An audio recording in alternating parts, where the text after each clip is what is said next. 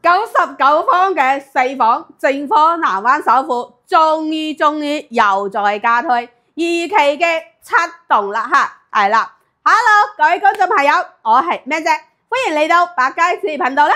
今期同大家分享翻嘅咧就係呢一個正方南灣首富，如果一直有 follow 翻呢個盤嘅話，都係相當之清楚噶啦。而家2期嘅7棟係加推咗有一排噶啦。但係咧，一直都未得閒同大家分享。今期再同大家嚟重溫一下成個2期7棟嘅話，其實佢同1期嘅1棟、14棟、15棟係一樣嘅，分別會有翻76方嘅3房1次、85方嘅3房2次，同埋目前咩姐所在嘅呢一個99方嘅4房2次南北對流雙露台哈。不過咧，佢而家呢個交樓時間就稍微會遲翻咗少少，要去到27年交樓，其實係好正常嘅事嚟嘅吓。27年交樓，但係佢嘅價位亦都係 OK 嘅喎，價位係 OK 嘅吓，同之前1期嘅價位咧係有所回落嘅，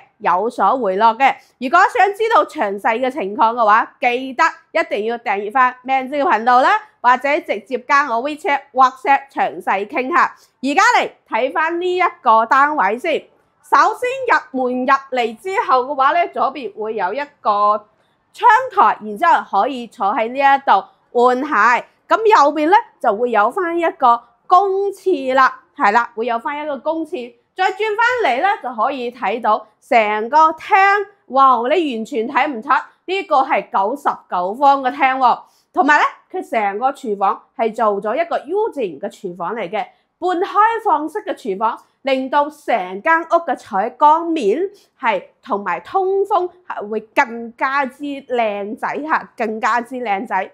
再過翻嚟休息區望翻一下先，每一間房都係非常之闊落嘅，係啦，同埋咧，咁佢其實咧，我會建議大家同樣好似佢呢個示範單位咁，用翻呢啲榻米嘅話咧，就會更加之慳空間嚇。